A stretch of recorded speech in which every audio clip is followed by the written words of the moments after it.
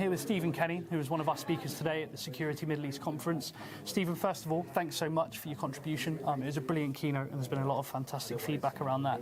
What I want you to touch on a little bit more, and it's been a key topic today, sort of on everybody's lips, is cybersecurity being integrated in the physical security world. Can you sort of touch a little bit more on that, please? Yeah, thank you. No, it's been an absolute pleasure to join you today and sort of share my experiences with you and the audience. So yeah, I guess the focus has really been around evaluating the risks that we see across the marketplace around cybersecurity for physical security technologies, and really just to build the awareness around some of the risks that we see as an organisation and what that impact is to the audience and the customers that we see here today. Fantastic, and I think that the conversations have really developed as we've gone throughout the day, from training to working on the vision for 2030 in smart cities. Yeah. What are Axis doing to help the region grow technologically? So it's really interesting, and you're right. At every point in every panel discussion, cybersecurity had its place, which has been absolutely fantastic. And a lot of the things that Axis talk around sort of resonate well with the audience and the panel as well. And we talk around people, processes, technology, and that is the foundations of what we try and discuss. It's not, there is no silver bullet, there is no sort of magic, let's do this one thing and we will be cyber secure. What we've tried to do is take a fairly high level 360 view to our approach to cybersecurity. So it's understanding what we do from cradle to grave, what we do around the research and development of our technologies, how we do vulnerability scans on our technologies, and actually how we design and manufacture.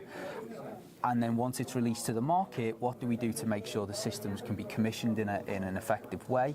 And then we focus on the life cycle management. So it's then the security thereafter of the operational aspects of those systems. So I guess what we've seen today is, when we've been discussing cybersecurity, and it's been fairly evident with all the panel discussions and even the questions from the audience, is how we can align sort of people, process, technologies, and really taking a 360 view to an approach. So it's around the research and development of technologies, how technologies are vulnerability scanned, what internal policies and processes an organisation will run, and then when it's released to the market, how a system's set up, configured, maintained, and then it's into the life cycle management. So it's a full 360 view, and that seems to be something that's resonated very well with the audience today.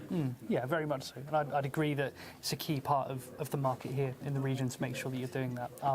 Perfect. Thanks, Stephen. And just one final comment, regarding the conference. How important is it for the industry, for end users, for vendors to have conferences like this to meet and network and engage?